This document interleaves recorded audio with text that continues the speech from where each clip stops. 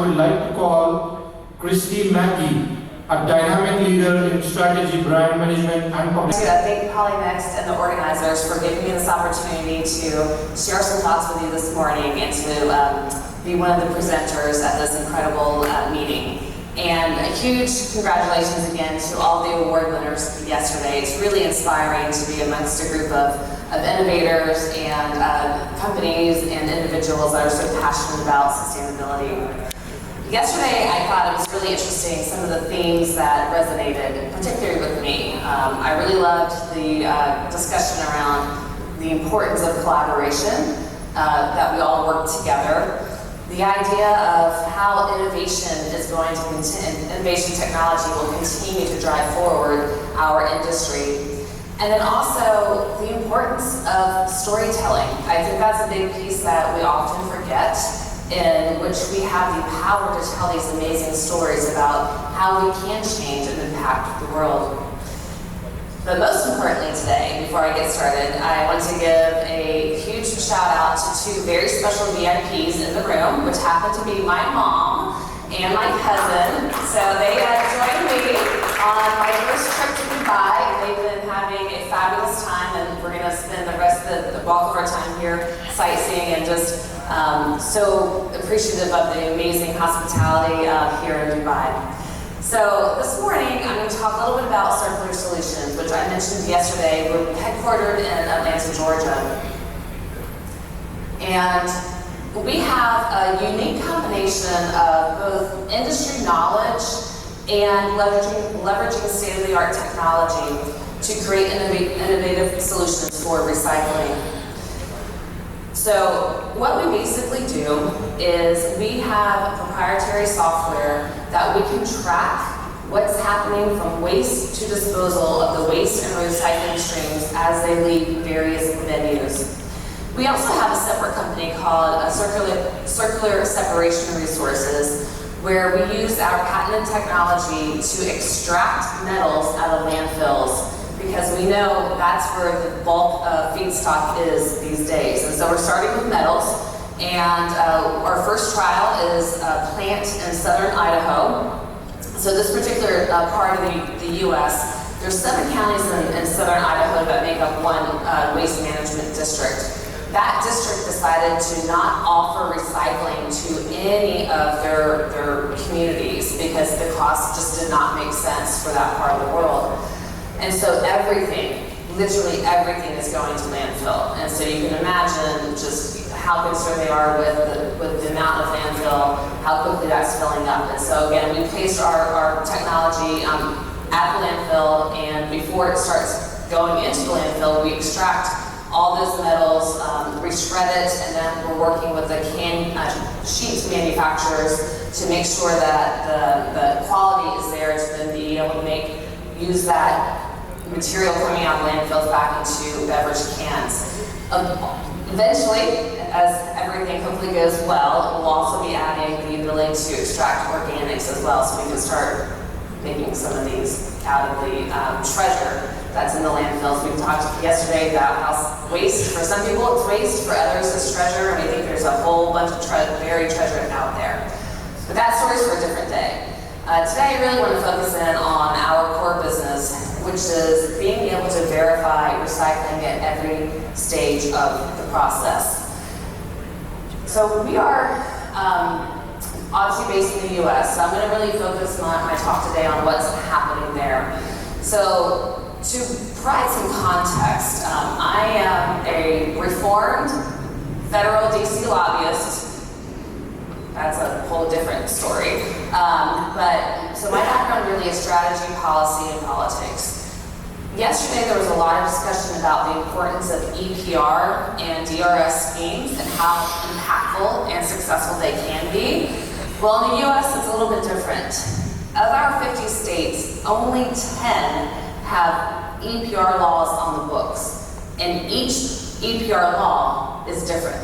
So the law written in Minnesota isn't the same law written in Maine, isn't the same law written in Oregon, or in California or Colorado.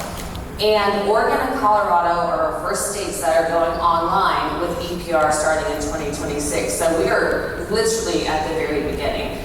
The it's a complete patchwork of laws and regulations in the U.S. We have no federal policy around it.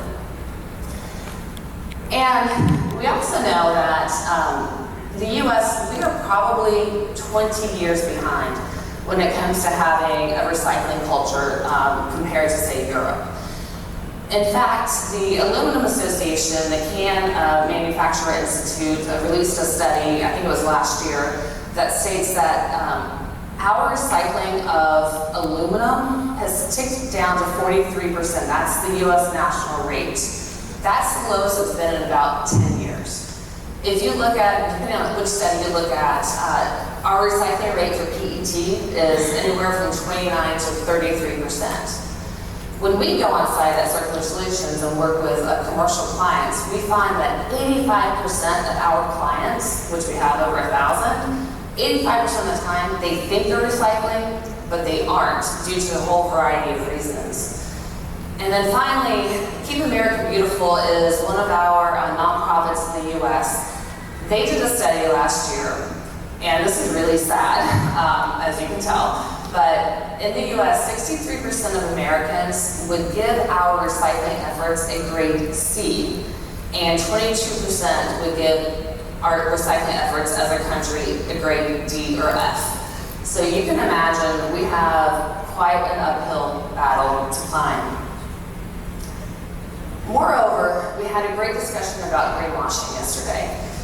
This year, International Paper released a study that states more than 1,800 companies have been accused of having misleading environmental claims and stories. And because of that, there's a whole new effort of passing laws to govern environmental messaging. We also know that Gen Z and the younger generations coming forward, they are going to hold companies and brands accountable for their ethics and for the sustainability practices. That purchasing power is going to have a massive effect on the brands and companies' ability to keep brand loyalty alive. So we know that having credible, verifiable data is critical. So we decided at Circular Solutions to create a new technology suite of services to help with providing that audible data that's going to be so critical for companies to be able to leverage and use to tell their actual sustainability and recycling stories. So I think the best way to really explain what we do is to give you some real-world examples.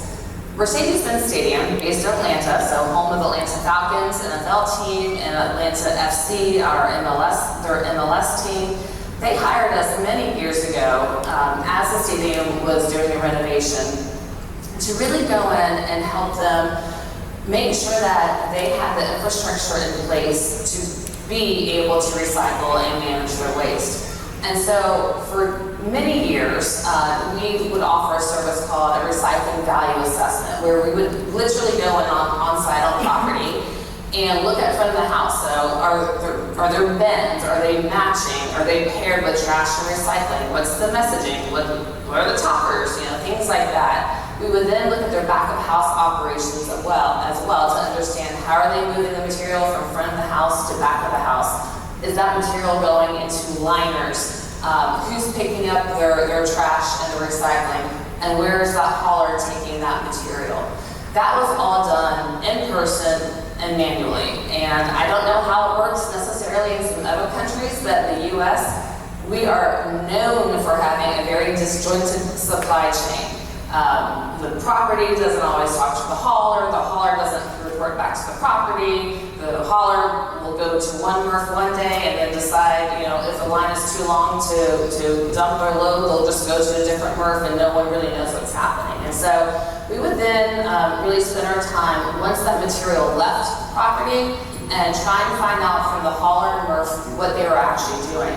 As you can imagine, it was a really difficult system because it was, picking up the phone, calling folks, waiting for responses, emails.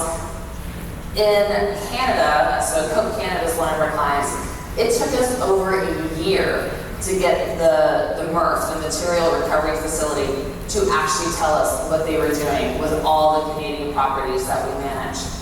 So, with the development of and being able to leverage AI and blockchain technology, we created a new software system. And we realized that why should companies spend so much money on the front end of having great bins and signage and trying to do fan engagement and customer and consumer education if their stuff is actually not being recycled? So we shifted that paradigm. We now start with verification of recycling.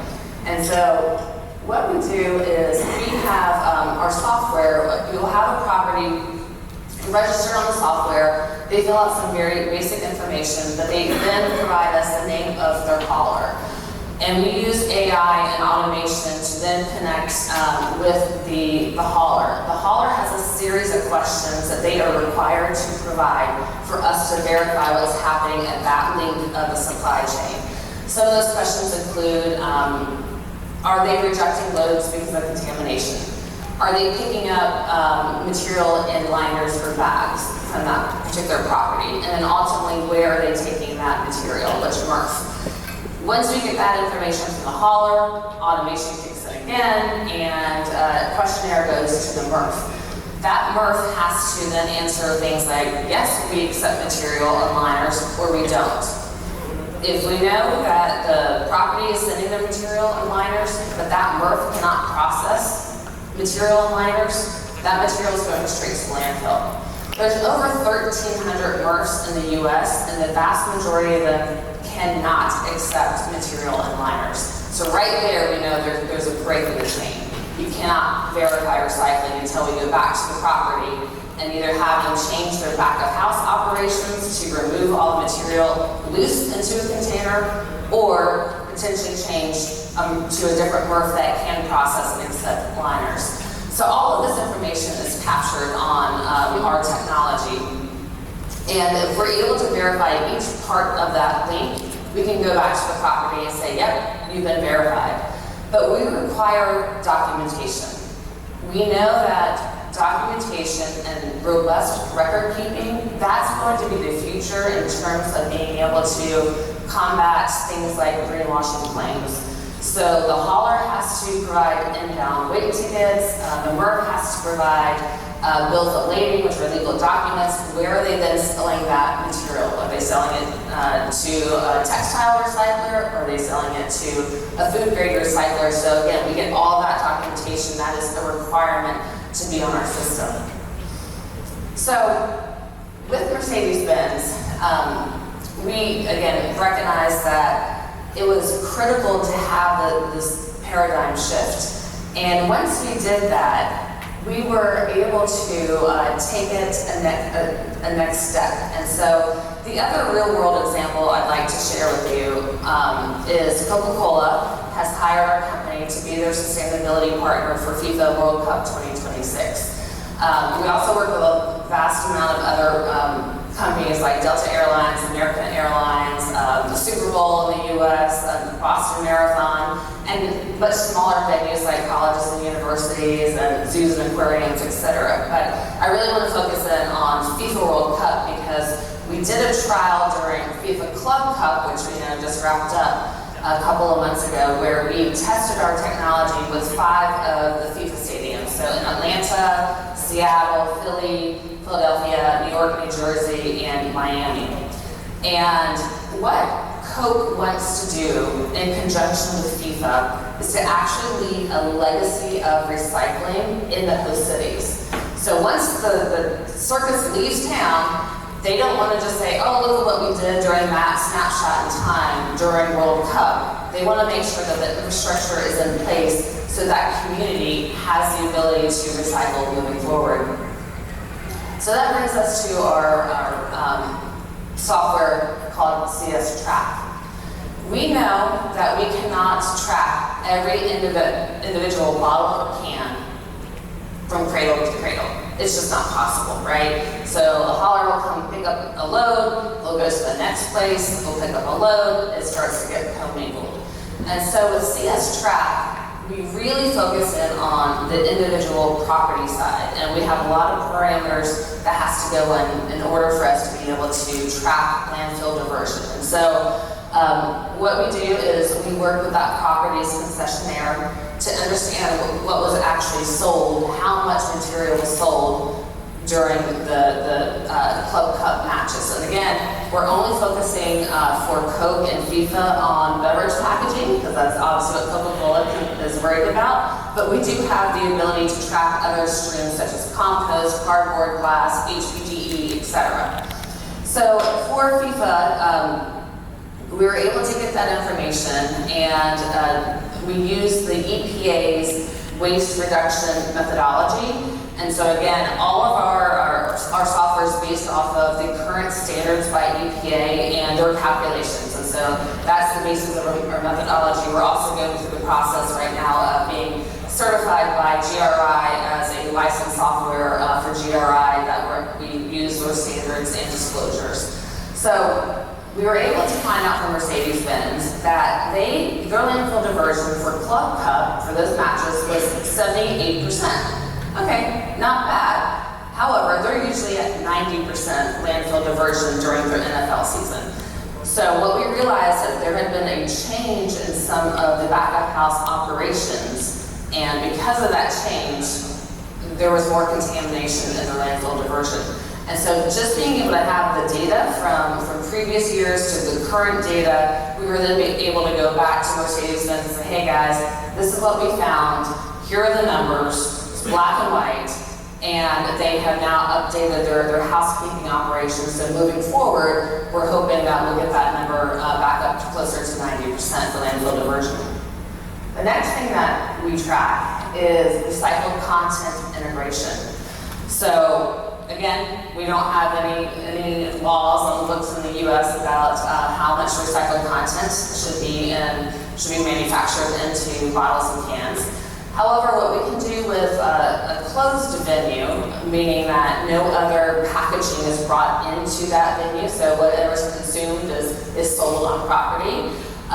We have worked with the two organizations that basically sell the PET preforms back into the Coca-Cola system.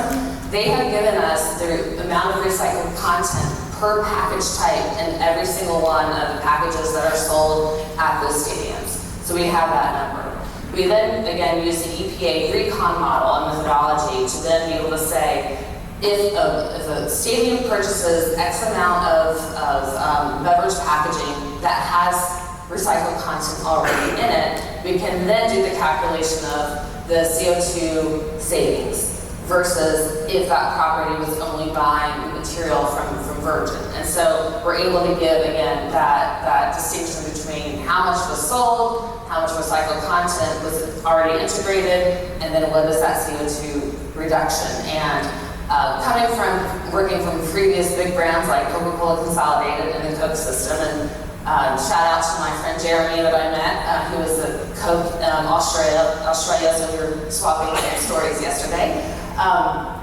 Emissions is also a key, critical piece of data that so many brands and companies are looking to have. And then finally, the other piece that we're able to provide is the actual collection, the capture rate for these venues. And again, it's critical that we're only focused on closed venues, so we have to get that sales data, what was actually sold.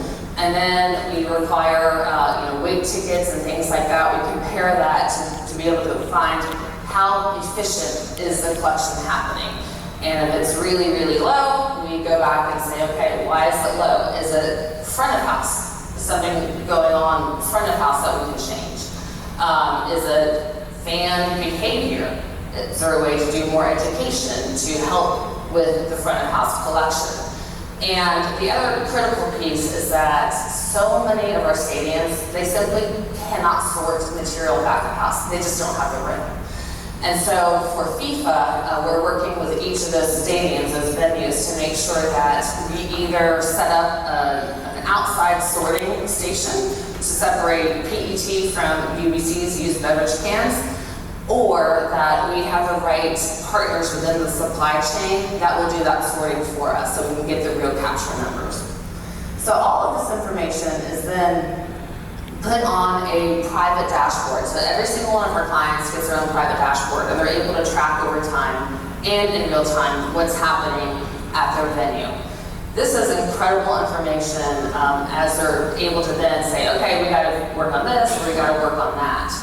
And beyond the tracking, the private tracking, we also offer our clients the option to place and publish their information on our blockchain. So a lot of times when people think about blockchain, we're thinking about trading cryptocurrency. I promise you, we're not doing that. But we use blockchain for the simple fact that once information is on the blockchain, it can never be changed. It's immutable. No one can alter it. It's out there forever. And so by giving the option to a stadium, to a hall, or to a MRF, we include all of the legal documentation, so all those wing tickets, the bills of lading, all of that is included on the blockchain. So now anyone, a fan, a reporter, a policymaker, can go into our blockchain and see exactly what's happening venue by venue. And that then gives the data, the credible data, for an organization to start telling their great stories.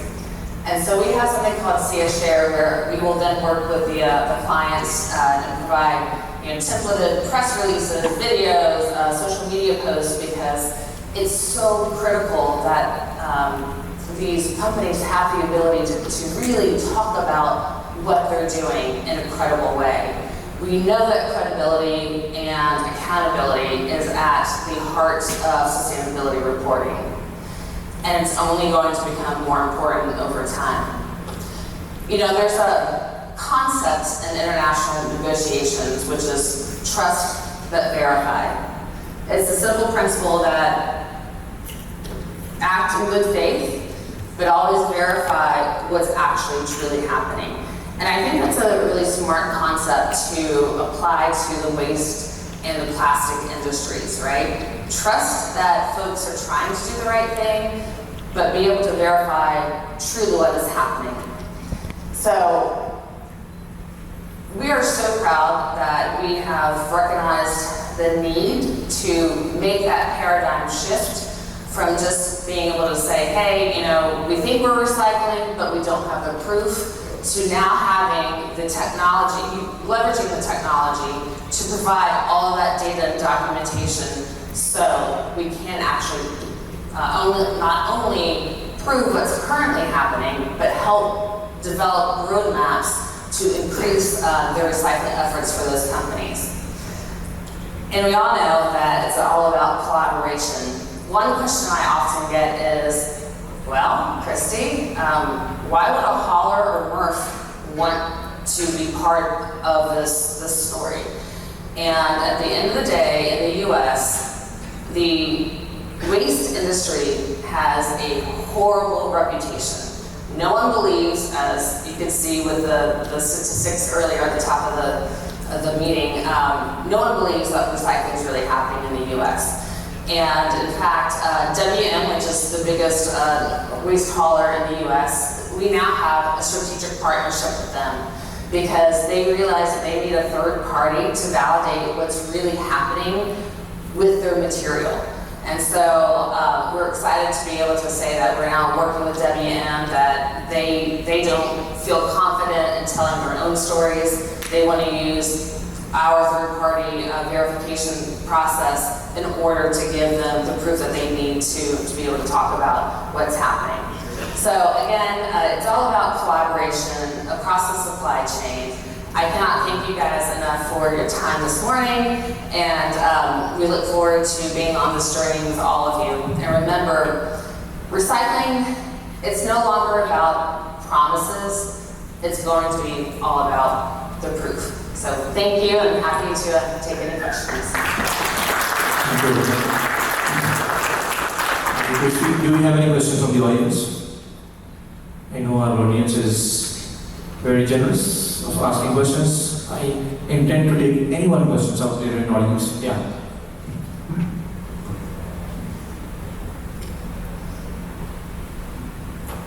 Hi Christi, first of all, pleasure to meet a fellow Atlantan. I'm also from the Atlanta area, so we'll catch up in Yes. One question, how would this also be a useful tool as EPR starts to get rolled out in different states? And I mean, how would this play a role in that? Absolutely, it's a great question. And so we have designed the system to be effective for whether you're a state for EPR or have a model bill on the books or nothing, right? So we know, as you know very well in the US, there's a whole different philosophy depending on which part of the country that you're in, whether or not you want to pass EPR, DRS, or no law at all. And so what we like about the system is it's all voluntary, and so anyone can use this system and have the ability, again, to share that data publicly. We are working now with CAA, so that's the organization that's in charge of implementing EPR in the US, to potentially use our software as the tracking mechanism for EPR states. And so, you know, we'll see how that comes along, but yes, it's designed so any, whether again, you've got laws on the books or not, if you want laws, great, if you don't want laws in the US, great, but it's designed to be able to just kind of create that transparency that's so lacking right now. Thank you so much. Thank you, Christi. Please give her a huge round of applause.